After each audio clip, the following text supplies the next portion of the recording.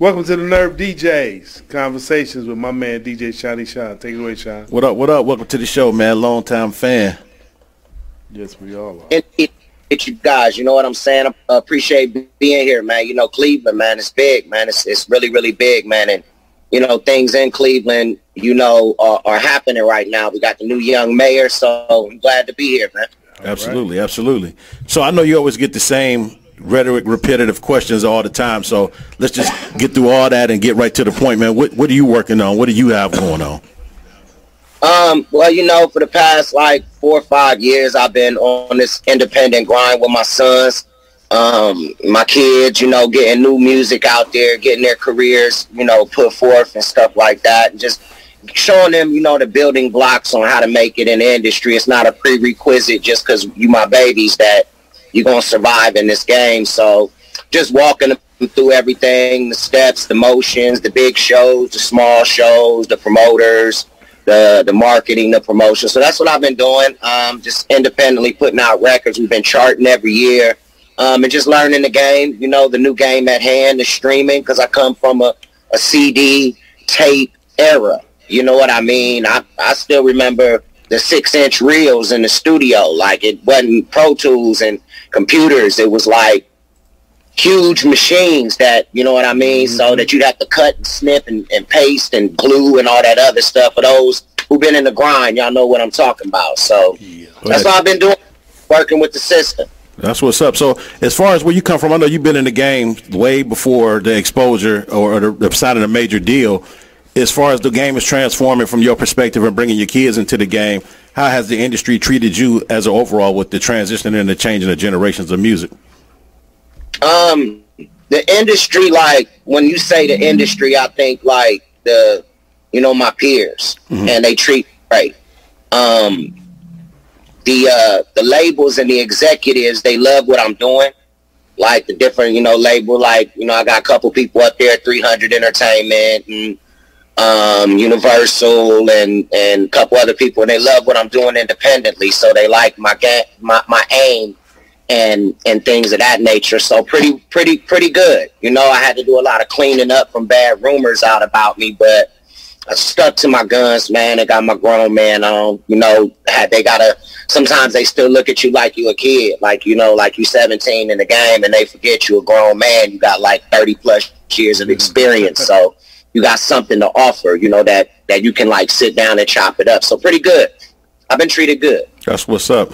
As far as the projects and working with a lot of the youngest, how do your kids look at you other than not just being a father, but, you know, you part of the legendary acts, it's nationwide. It's a global thing. So it's got to be kind of a difference. Like, where do you still get them the constructive criticism, or do they give you their honest opinion? Like, how does that vibe go? Yeah, definitely. We real open. We real, my bad. I'm coming back. Okay. Yeah, we real open about everything. You know, I taught them don't be yes men and stuff like that. You know, I taught them really, really good, you know, and we always, like, from a very early age, you know, because I had my babies when I was in my early 20s. So, like, we looking at each other eye to eye right now. You know, like, my son, Bone is with me, 24 years old. Junior, he 27. Wow. You know, so, yeah, we pretty open about everything. They like the direction Pop is in, though, because I work really, really hard, so I can teach them something rather than the other way around, you know? Absolutely, absolutely. Yeah. So what's the latest project for the last, I know you said you've been doing independent grind for the last 4 years. Give us a catalog of your projects for those people that don't know or feel like they need to get caught up to speed. Because I think when they feel like they don't see you in the spotlight on the regular, that you're actually not working, and you got to dispel that rumor. Oh, definitely. Like, I dropped my first one in 2019. Was it 2019, Bon? Yeah, it was 2019. So I dropped the first one in 2019, Carbon Monoxide. We hit the Billboard with that, number 19 on the Billboard, stayed up there for a couple of weeks. And then after Carbon Monoxide, we hit them with the Mantra. And then after the Mantra, we hit them with War of Roses, and then War of Roses, the deluxe edition. I hit them with that like maybe 4 or 5 months later, added like maybe 6, 7 cuts to it. And then just this recent one, I'm Bizzy. So I kind of like self-titled, but you know, everybody been on the internet and TikTok and all of that. Like, we've been trending out there. So, you know, I wanted to name this one like I'm Bizzy. You know, it's not only is that my name, but I was given that name because my mind works the way it works, and I'm a busy individual. So, yeah, man, and each one of them, Apple Music, Amazon Music, iTunes, just, man, I'm up there with Kanye and NBA Youngboy. Like, when I'm dropping my music, I'm dropping them with heavy hitters. Absolutely. You know, Spotify, etc. There's, when you're independent, you're not lining too many pockets and things of that nature. You know, they're gonna take their time with it, and they're gonna get like the industry, like the big wigs, the Universals, the Capitals, all that. They're gonna get them like slots and placements and stuff like that. But I'm able to really be right there with it just because of the loyal fan base and the people just constantly listening to it. So that's the discography, the newest discography so far. You know, the up-to-date recent stuff. Absolutely. So coming from so many different eras and working in the industry with a lot of legends, with the things that's going on out here, and you're actually at that stage now where you're the next generation of legends. So it's like your kids get to work with a legend. Some of the artists get to work with you in a legendary status capacity.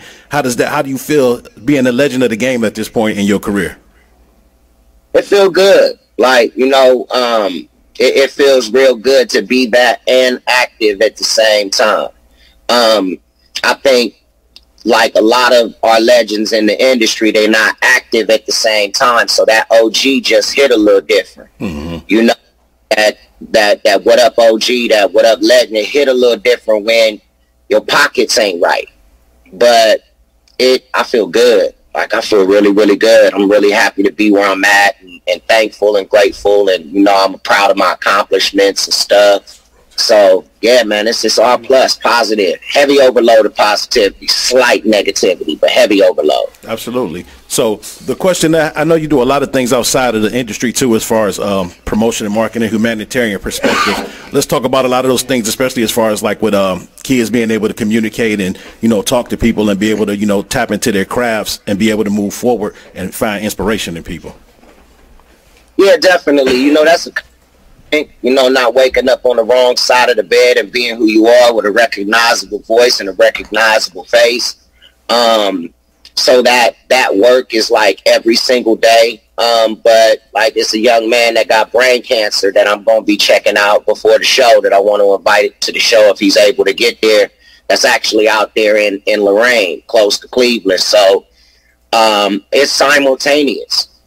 Is while I'm doing something, I got this already set up, something from the Make-A-Wish Foundation or something or other. So it's an everyday thing, but the most recent thing will be the gentleman with brain cancer that I'm going to be checking out and spending some time with. And it's, you know, he love Bone, he love B, you know, you want to spend some time and just kick it and, you know, put the blessing on him and say the prayers and the oils and all that good stuff, how we do. So, yeah, man, but it's a constant everyday thing, though, man.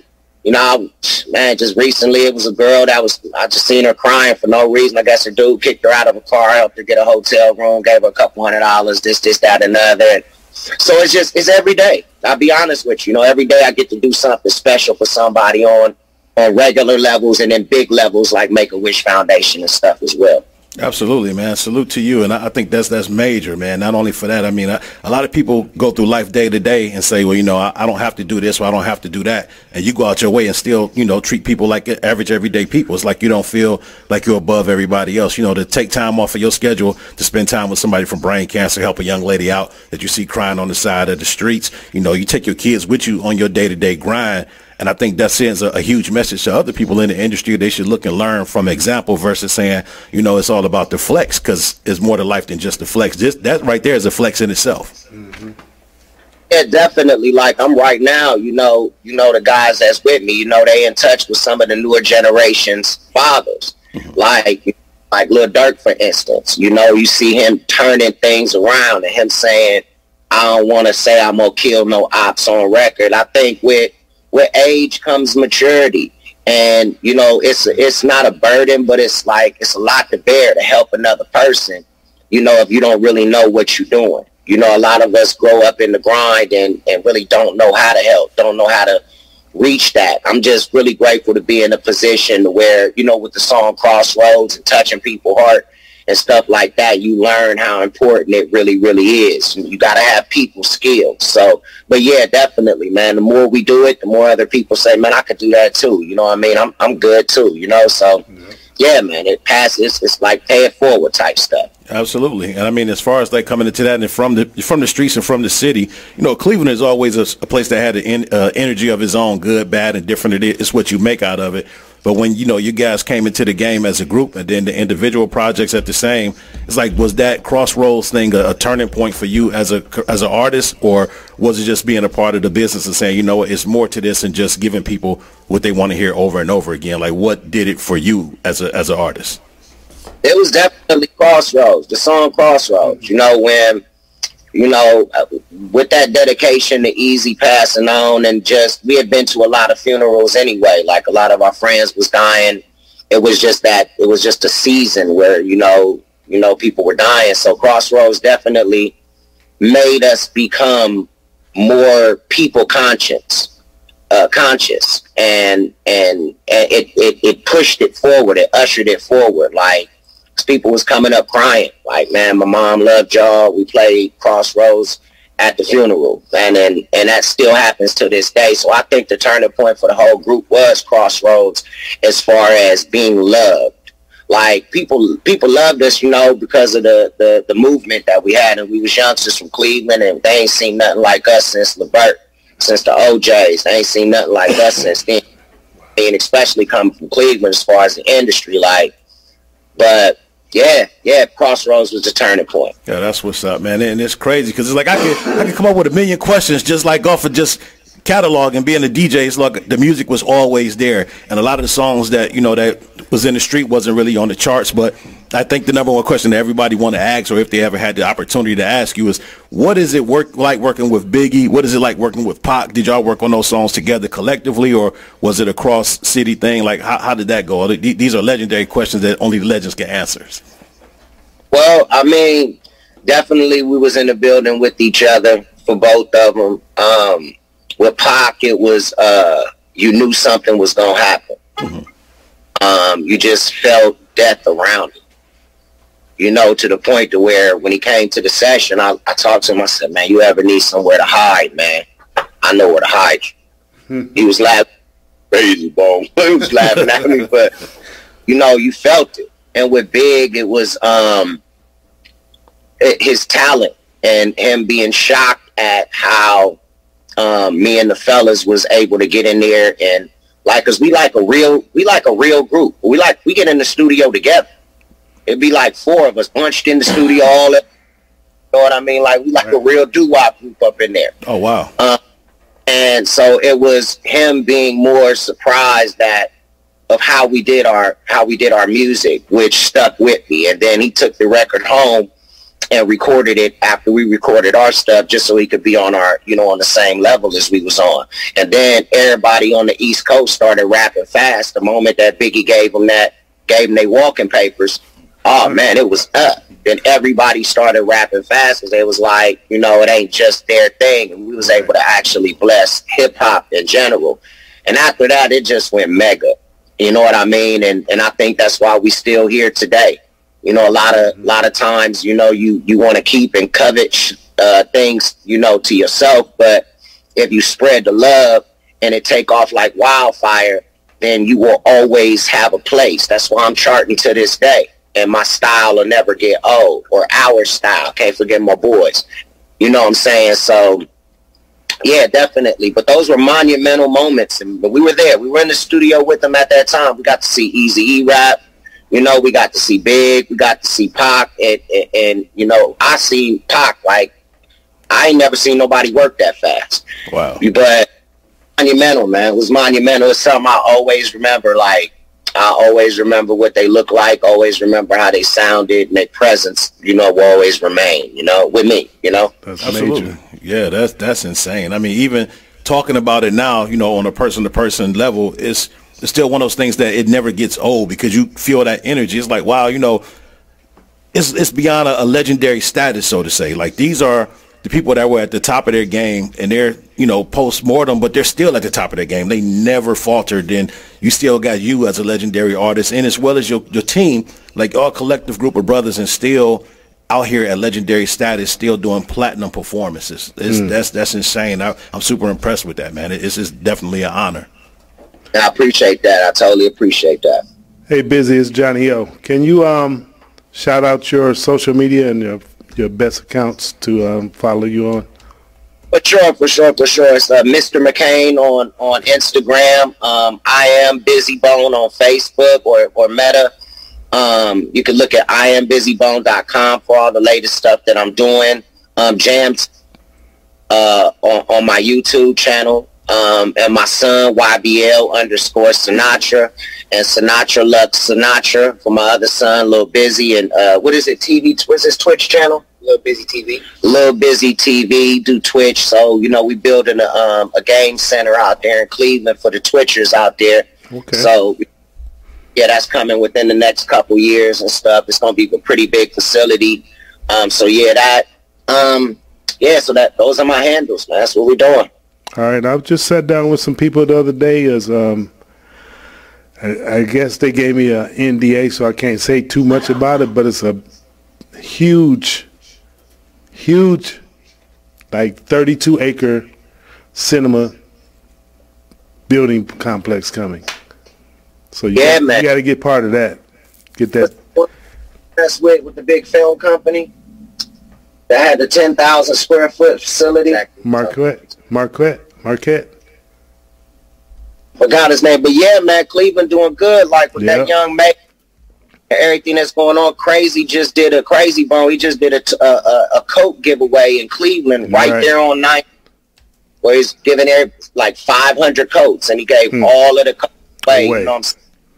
So it's like, yeah, it's happening, man. And like I tell the story all the time. Like, we didn't make it in LA.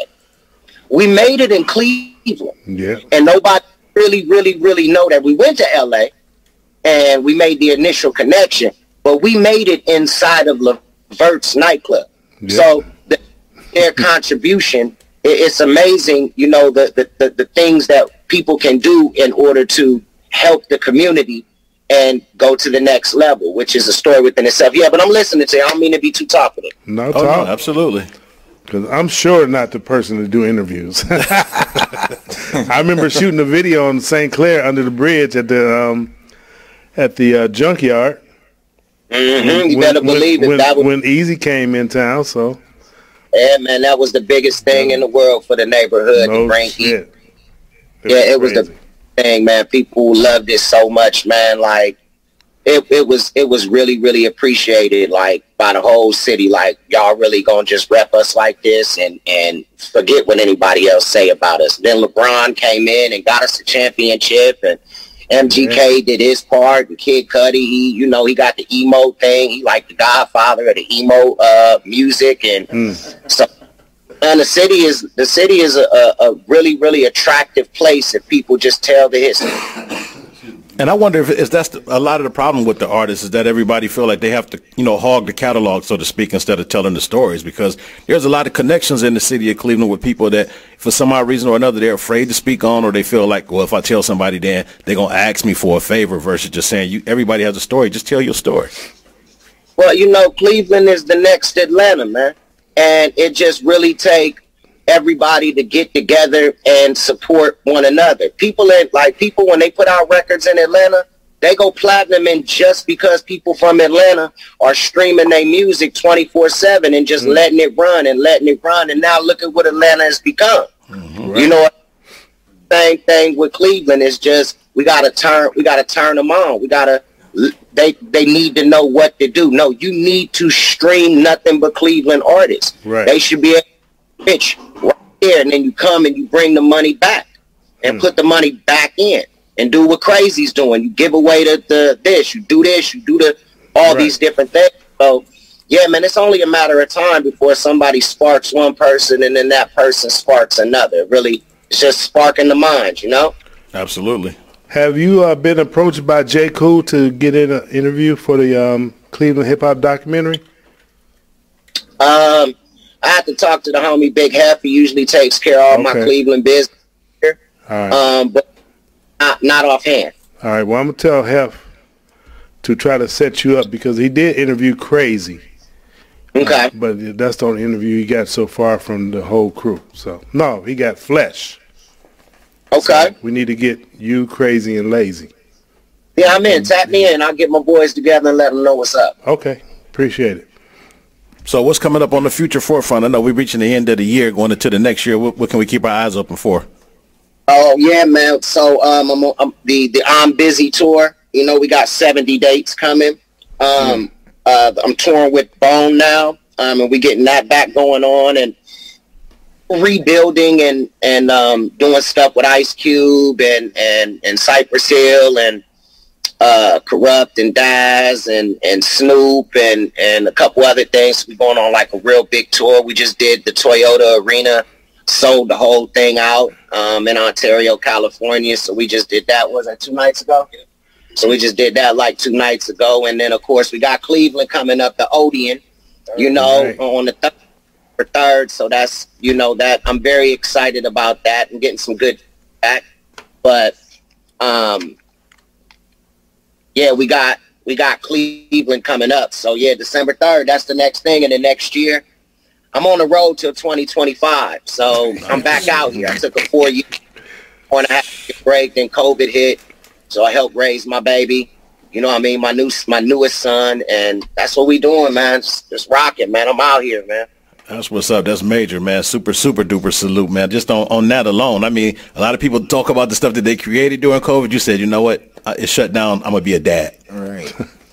Major. Definitely, man. Just watching my babies because like a lot of my children, I was in the course of doing a lot of working.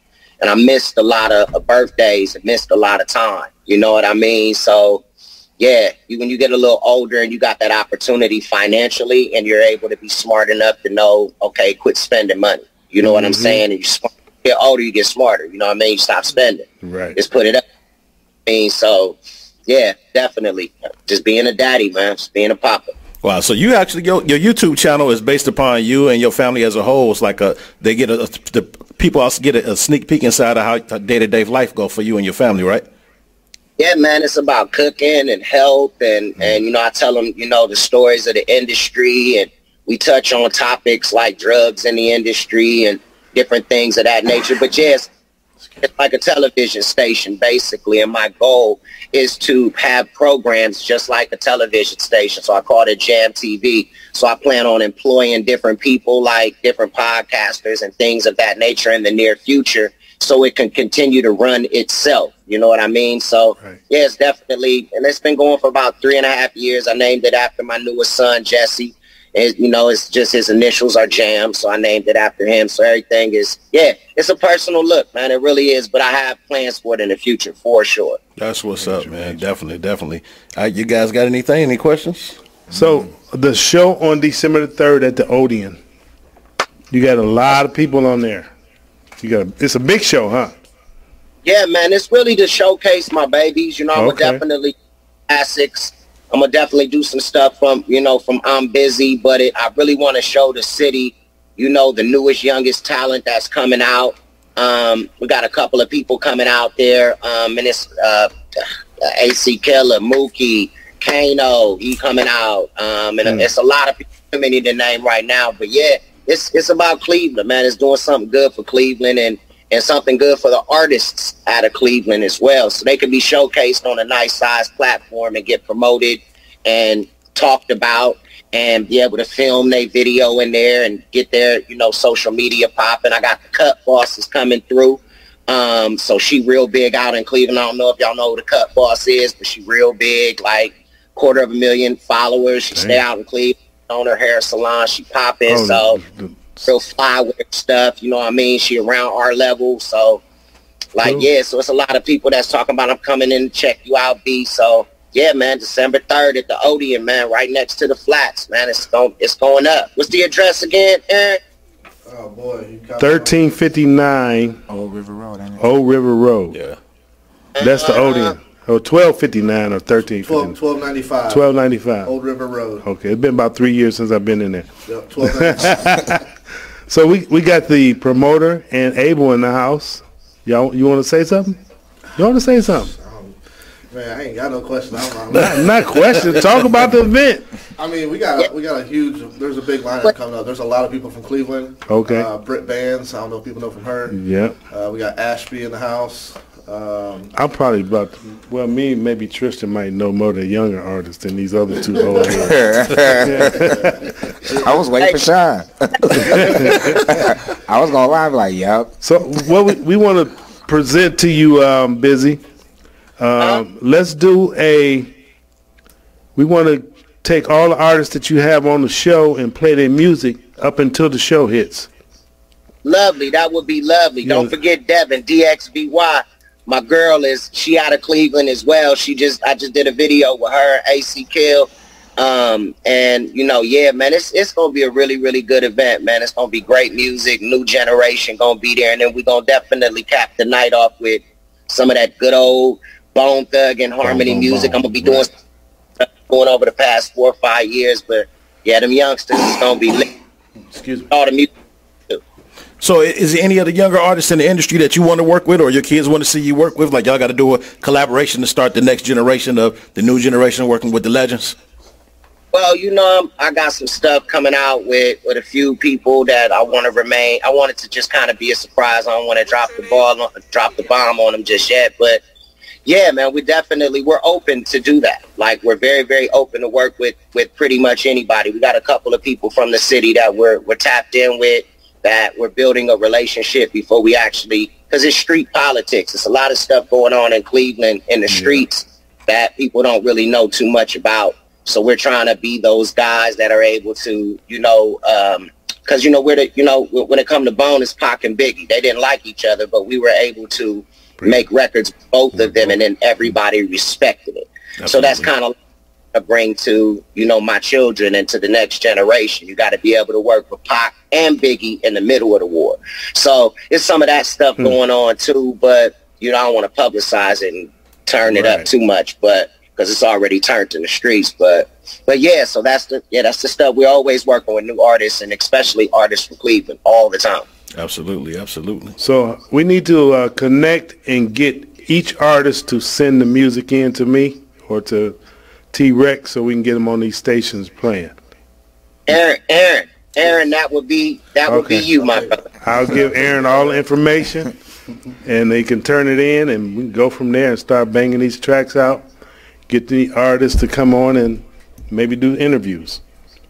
That would be lovely. I know Devin, for one, she would love to do that. My son, he should be flying home. He'll probably be there, so I would love for him to come up there. Both of my sons, actually, so they could, you know, do an interview with you guys. And, you know, they got a substantial amount of music out there, so they have a lot to talk about. So, and he on tour now, so definitely Bloodline, Harmony, the whole thing, man. They've been really, really in the grind and doing big things in Cleveland and stuff like that. So, yeah, man, definitely the music will be there. All right, so here's another proposition. The concert is December 3rd. So that Friday, December the 2nd, why don't we do a pre-launch and have everybody come through here as a precursor before the show that Saturday? So all the artists that's on the lineup before Saturday's show, they come through here, get their interviews, play their music, introduce themselves to the city, promote the show, get them last-minute sales, get everybody on the bandwagon, courtesy of Nerd DJs and WNRV. It's our gift to y'all. Sounds like a winning thing. I'm 1,000% with it. It's a done deal. Aaron, you hearing all this, right? I got it. I'll reach out to everybody. Him and Abe, both of them got here. Yeah, we'll get them lined up. All right. Let's do it. Well, we appreciate you, legend. Absolutely. Salute. Thank you guys as well, man, for everything. Thorough interview, right to the point.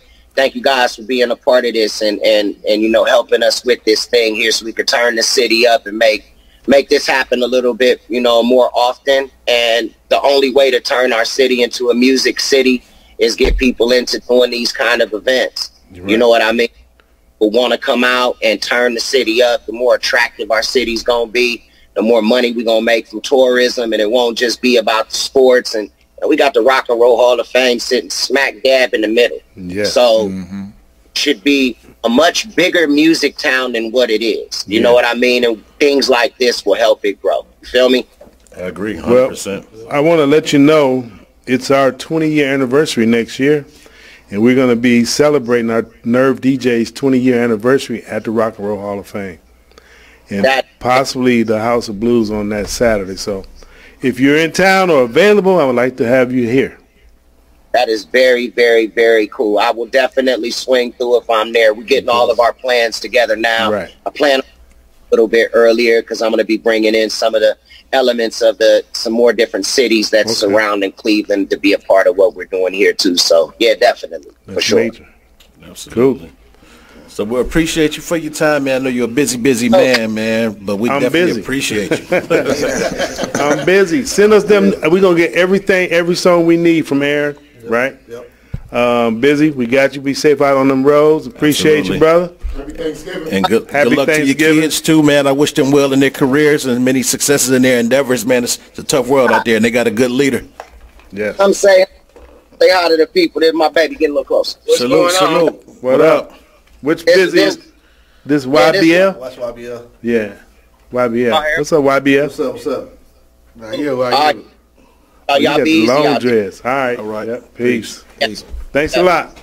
Yes, The sir. prodigal son returns back to Cleveland, Ohio, December 3rd. Where we at? We at the Odeon. It's around in the flat. Y'all gotta come on out. Check us out, man. My sons is coming out. It's gonna be a family event. Cleveland, stand up. The Odeon, December 3rd. The I'm Busy tour. Let's go.